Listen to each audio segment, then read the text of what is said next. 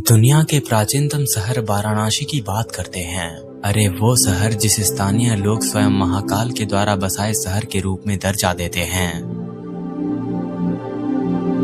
वाराणसी की वो गलियां और मंदिर जहां पर प्राचीन काल से ऋषि मुनियों के ज्ञान की डंका बजती थी।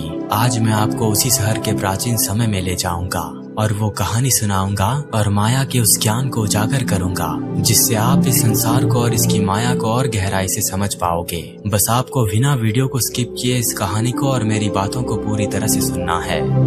समय के उस अनंत काल में सूर्य उस दिन आधा अस्त हो चुका था। वाराणसी का वो प्राचीन शहर सूर्यास्त के समय ऐसा दिख रहा था जैसे मानो अग्नि के तेज से देव स्वर्ग से उसकी आरती कर रहे हों। प्राचीन वाराणसी शहर के किसी कोने में एक महान ऋषि की कुटिया थी। उनका नाम था आर्यमान। ऋषि आर्यमान अपने उस गूढ़ ज्ञान के लिए जाने जाते थे जो उस वक्त के साधारण मनुष्य के सोच और समझ के भी परे थी।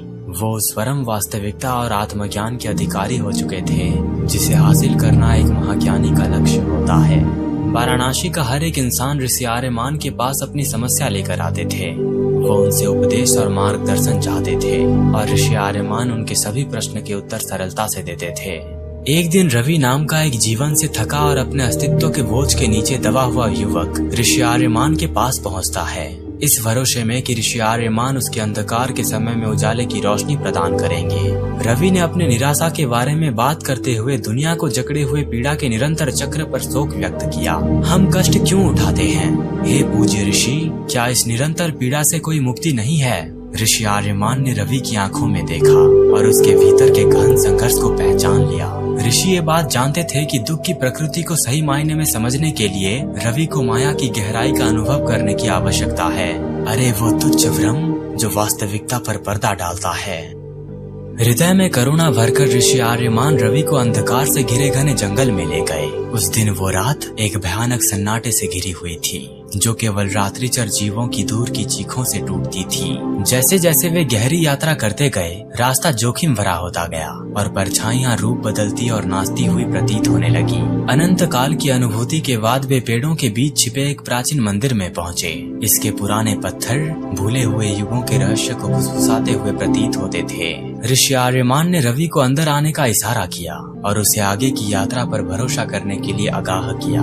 प्राचीन मंदिर के अंदर की हवा प्राचीन ज्ञान से भरपूर थी और दीवारें लंबे समय से चले आ रहे ऋषियों की फुसफुसाहट से गूंजती थी। जैसे ही उनके कदमों की आवाज कक्ष में गूंज उठी, ऋषि आर्यमान की आवाज से पूरा स्थान भर गया जो गंभीरता और करुणा दोनों से गूंज रहा था। ऋषि आर्यमान ने रवि से कहा, इस मंदिर की गहराई में एक सच्चाई छिपी है जो माया के अंधकार को काटती है। यहाँ इस अभयारण्य में मैं तुम्हारे साथ एक कहानी साझा करूंगा जो युगों से चली आ रही है। एक ऐसी कहानी जो अस्तित्व के सबसे गहरे पहलुओं को उजागर करता है। जब ऋषि आर्यमान ने प्राचीन दृष्टांत सुनाना शुरू किया तो उनकी आंखें तीव्रता से चमक उठी थीं।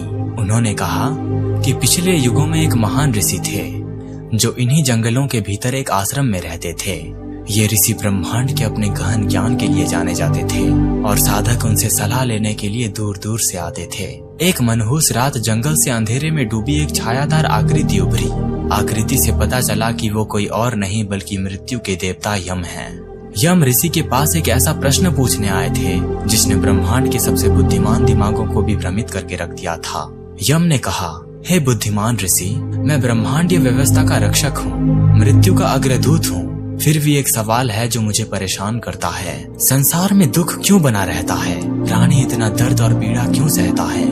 ऋषि ने मृत्यु के देवता की उपस्थिति से निडर होकर गहराई से चिंतन किया।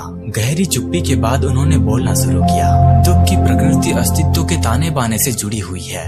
ये वो क्रूस है जिसके माध्यम से आत्माएं विकसित होती हैं और आत्मज्ञान की ओर बढ़ती हैं। जिस प्रकार कमल कीचड़ से निकलता है उसी प्रकार ज्ञान भी जीवन की परीक्षाओं से उत्पन्न होता है। दोस्तों, क्या आप इस बात को समझ पाए? हम दुख सुख और अलग अलग तरह के चीजों का आभास इसलिए करते हैं ताकि हम परम वास्तविकता को जान सके, हमारे आत्मज्ञान का विकास हो सके, हमें कुछ सीख मिल सके। बार बार ये ब्रह्मांड हमें अनंत दुख का आभास करा के सुख की आवाज इसलिए देता है कि हे प्राणी, तुम जागो और मुझे पहचानो। यहाँ मैं ब्रह्मांड को भगवान की तरह चित्रित कर रहा हूँ, तो आप इस बात को समझ लेना। जब मैं वास्तविकता का एहसास करता हूँ तो मैं देखता हूँ कि ये नश्वर समय तो मुझे जगाने की कोशिश कर रही है। मेरी आत्मा जो उस अनंत ब्रह्मांडीय ऊर्जा से अलग होकर इस भूलोक में एक मिट्टी से बनी गुड़िया में बास करके विचरण कर रही है। अरे मेरा असली घर तो उन सितारों के पीछे है, जहाँ आत्माएं पूरे ब्रह्मांड के साथ जुड़े हुए हैं। आत्माएं यानी ऊर्जा, अरे वो ऊर्जा जो पूरे ब्रह्मांड की आत्मा है।